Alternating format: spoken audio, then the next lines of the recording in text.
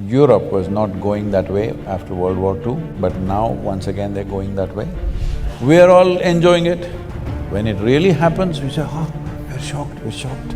Without war, lot of people cannot survive. If this one and this one does not solve their problems, the world's problems are never gone.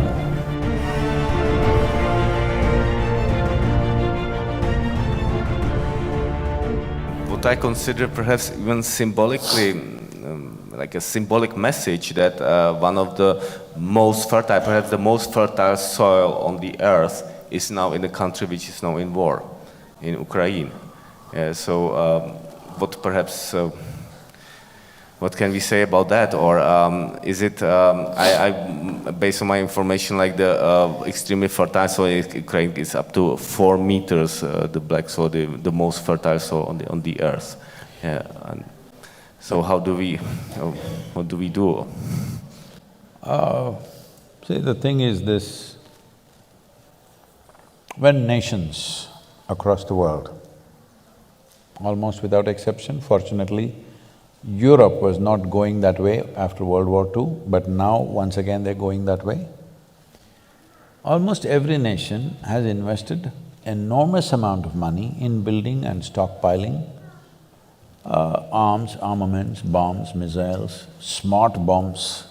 I don't know how a bomb can be smart, it's the dumbest thing to do. It is the dumbest thing to do.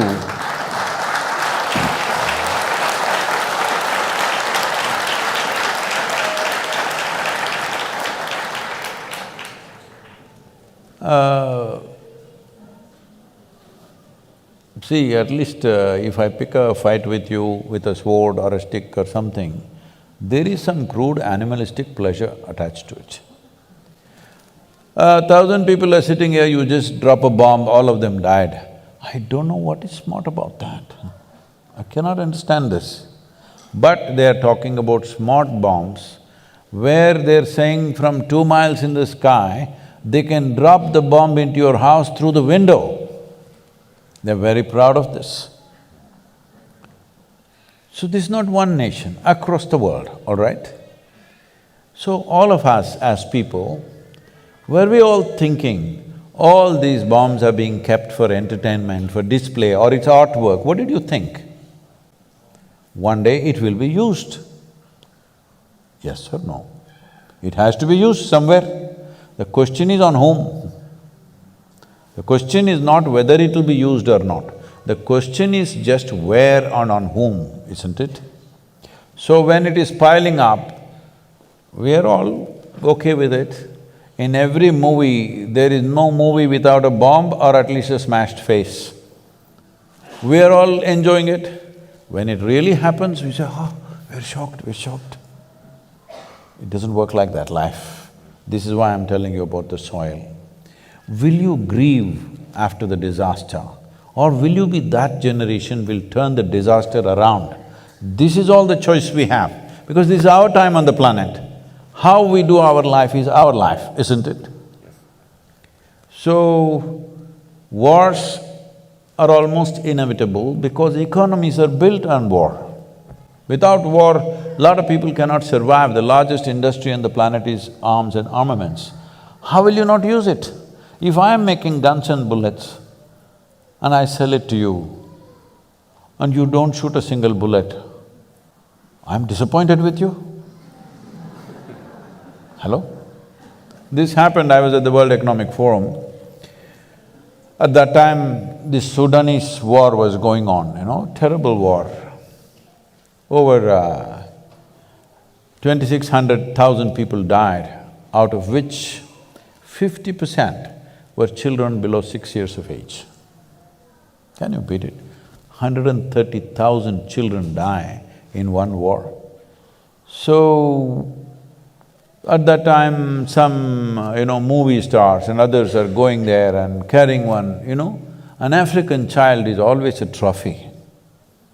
You carry this child and take photo ops and all this is happening. And they showed a video where all these militants or soldiers or whatever you want to call them, they're just going in these pickup trucks, simply shooting at the sky, okay? I said, see, these guys, if I have a fight with you, at least I need to shoot you. If I'm shooting the sky, that means I have abundant supply of bullets, isn't it?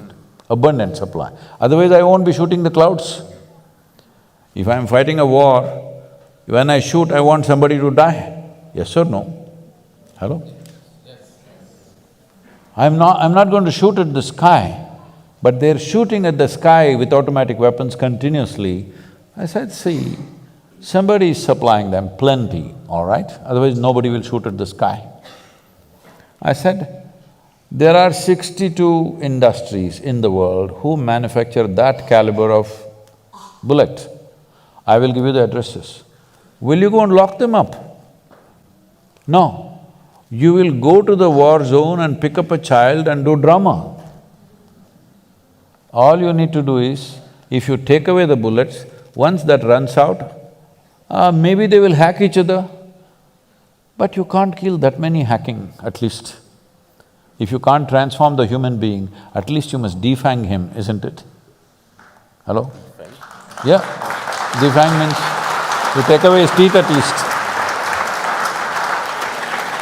If transformation is possible, fantastic. If that is not possible, at least his empowerment you should bring it down, isn't it? So, we have no intent of stopping the war, let's be clear about that. When it happens to us or when it happens close to us, we will cry. When it's happening somewhere else, it's drama. This inhuman attitude towards war and to killing and the suffering that other people go through we must come out of that. Because most evil things have happened not necessarily because of evil intentions, simply apathy. You sleep through life. Is sleeping a crime? Hello? Is sleep a crime? Hello? No, sleep is a good thing. But if you sleep through your life is a disaster. That is what is happening to the world, both in terms of soil, both in terms of… in terms of war. This is what is happening, we sleep through. After World War II, we formed League of Nations, we made United Nations. The idea was never again such wars will happen, right? Not just for Europe, for the whole world, never again it'll happen. But since then, how many wars? Actually, if you look at it, there's not been a single day's break on this planet after World War II without at least a battle going on somewhere. So, we have issues, we have economic issues, we have property issues, we have issues, all right? This is the idea of setting up a United Nations, that we will fight with our words and solve our problems. We are not in such a la-la land that we don't have any issues, we have issues. We genuinely have issues, isn't it? That two sets of people believe this is it, that is it, there. But this is the idea of setting up a platform which would solve problems. What has happened? We have pushed it to the side and doing what we want to with each other. So, 20th century, 21st century when it began, everybody said, this is 21st century, this is the age of information, this is technology, this, that, no wars. Tell me how many wars in 21st century? How many nations have been destroyed in 21st century? Many. Too many. Too many for 22 years, isn't it? So how do we wake up? See, these are things that you can't turn around overnight, but first thing is, within your hearts, your anger and hatred must go. I must tell you this. I used to attend a lot of world peace conferences at one time. For about 2 years, 2.5 years, I attended a lot of international conferences. Then I saw, for a whole lot of people, this conference hopping itself is a profession, they're making a living out of it. I'm the only idiot sitting there thinking we are working for world peace.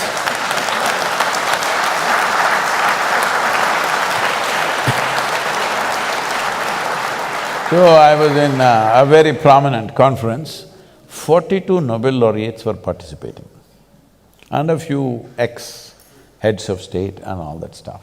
Because when they're head of state, they will do war. After they retire, they will talk peace. This has been the way of the world. So, I was here and this is the third day afternoon. One particular Nobel laureate, it's his turn to speak, and after that I'm speaking. So he came up and this podium is a little exposed, a proper big podium, the wooden thing. So he went and stood behind that and he opened his file. He looked down, he never lifted up his head up. He read 42 pages. And I was sitting in the front row trying to grasp every word. I'm watching every page. 42 pages he flipped. Then I look around, the hall is absolutely peaceful. Because everybody, except the security and a few staff who are standing, everybody has fallen asleep. Then I thought, this is world peace for sure.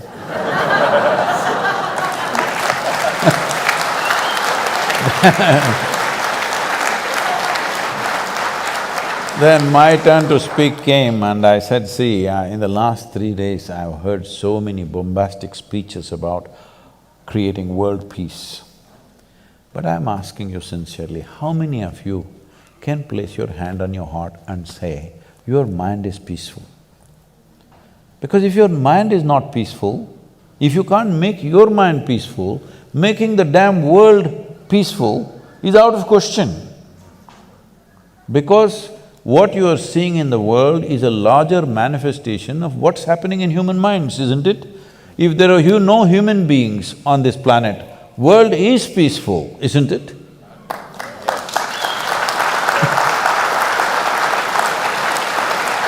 So then I inquired why in the afternoon session everybody has fallen asleep uniformly. There was a certain unity about it, except me and a reader, he's not a speaker, a reader. Everybody has fallen asleep. Then I asked, what happened? He said, no, Sadhguru, yesterday evening there was a Bacardi festival. Oh, free drink. So everybody became peaceful.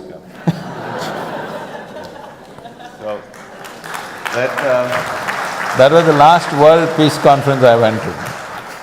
So let us make the wish to make our minds peaceful globally, and I think Olga wants to… No, this is the whole thing.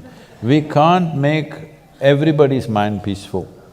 You can make yours peaceful, I can make mine peaceful, she can make hers peaceful, this is the only way it works. This is the problem. We talk about a world, we talk about a society, we talk about a humanity. No, all these are just vocabulary. There are only human beings. If this one and this one does not solve their problems, the world's problems are never gone. It will manifest in so many ways.